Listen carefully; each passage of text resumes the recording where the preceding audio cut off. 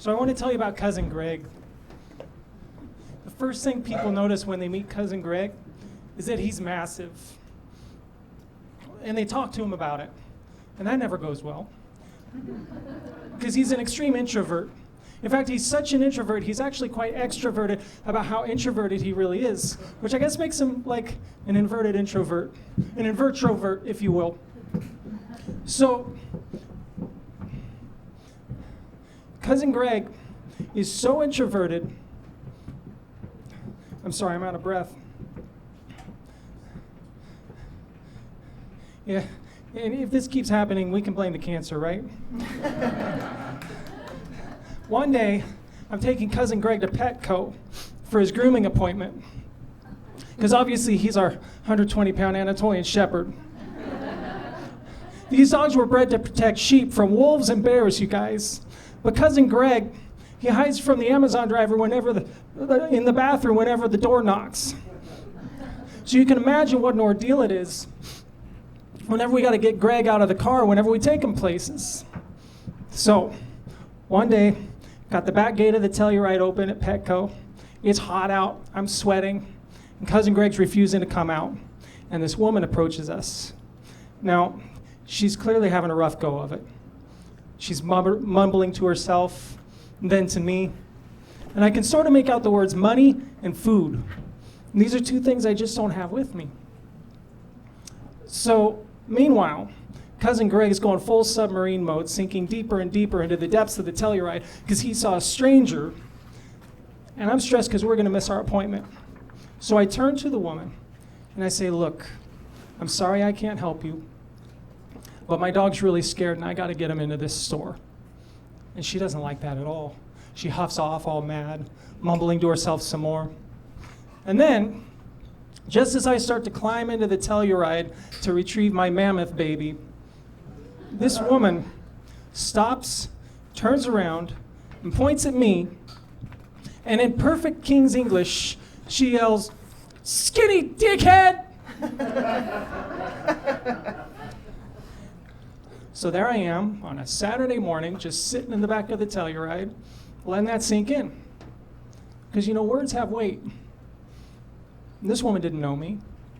She didn't know that I've been carrying a 10-year-old terminal cancer diagnosis. She didn't know that I'd just been in Texas, which already makes me want to die, where a doctor told me I had just about a year left to live. She didn't know that I'm also a husband and a father and a public school teacher. She didn't know any of that. And she still came to the back of my car and called me skinny. That's right. I've been waiting my whole life for someone to call me skinny, you guys. In middle school basketball, I got put on the skins team in practice. The skins team. Took them all but 6 seconds to call me chug-a-lug. Even in adulthood, I ran marathons, ultra marathons. And my finish line photos, forget it. They look less like triumph and more like surveillance footage of some guy's Bigfoot sighting. So, when I got diagnosed with cancer in 2015, part of me thought, and I'm not proud of this, maybe this is how I get my beach body. And it's been about 10 years since I was diagnosed with sarcoma in my leg and my lungs. It's got no viable treatment, no cure. It's extremely rare. Well, it's rare for you, super common for me. I figured it was time to sign my advance directive, which was really something, you know? And in case you're curious, I said that no, I don't want to be kept alive as a vegetable, unless, of course, my wife and I are in the middle of a good TV series. Like, God could literally come down and be like, "Hello, Joel. Turns out I'm totally real, and I'd like you to come with me now." And I'd be like, shh, shh, shh, Severance is on. Yeah, it's been 10 years. 10 years. It's a long time to be dealing with the cancer.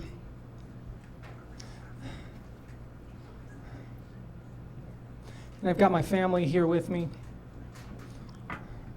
I've been teaching public school for the last 9 of those years, by the way. Thank you. I'm a proud public educator. Yeah. Every year I got to tell my class that I've got cancer. And every year, some kid inevitably blurts out something like, "Mr. Stetler, are you dying?" And I actually love that about kids. Because, they get right to it. They're like, "Mr. Stetler is in trouble, let's discuss." And I want them to understand, because, for all of its drawbacks, and cancer is loaded with them, it's been truly eye-opening for me. But I got to remember these kids are just kids, Maybe pump the brakes on the existential rabbit holes a little bit. So every year when someone says that, I got to stop myself from getting real serious and saying something like, "Aren't we all dying, Tyler?" I mean, from the moment we're born, life starts subtracting. Time isn't something we have, it's something we're actively losing. In fact, Tyler, biologically speaking, our cells are constantly deteriorating. Entropy's undefeated. So am I dying, Tyler? Yeah, but so are you. We all are. The real question is, what are we going to do with those fleeting moments between now and the inevitable heat death of the universe? Anyway, open your math books up to page 12. You think it's hard having cancer as a teacher? Try having cancer as a dad. That'll grab you by the horns. Well, don't try it. Let's keep that off your vision board.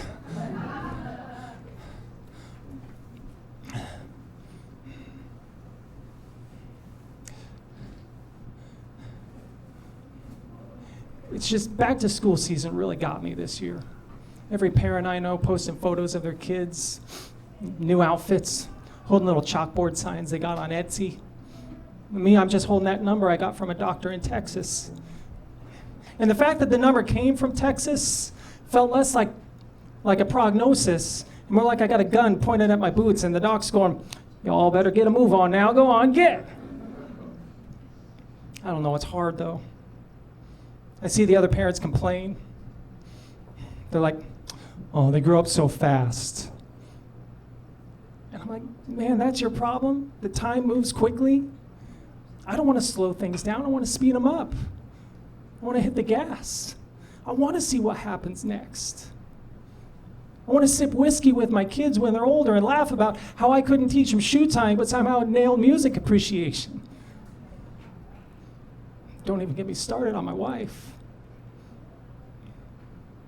This summer we're celebrating 20 years together by renewing our vows. Thank you.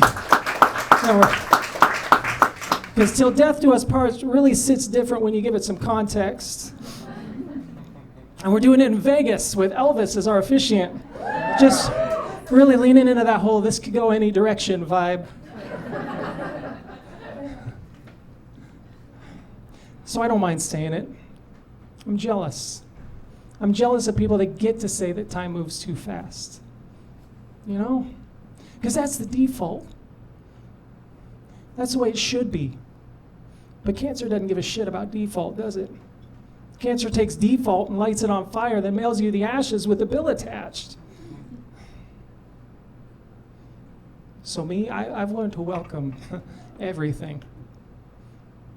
Every new stage, every first day of school, every anniversary, every new signpost in my family's life, I put it up on the wall like points on a scoreboard.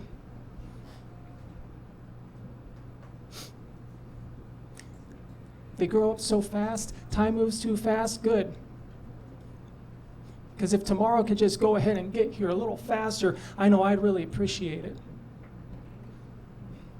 And look, when you're dealing with people, anybody, just remember this could be the sort of thing they're carrying with them.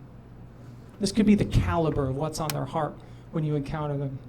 Could be your friend, a coworker, or some guy sitting in the back of a Kia Telluride next to a neurotic dog named Cousin Greg.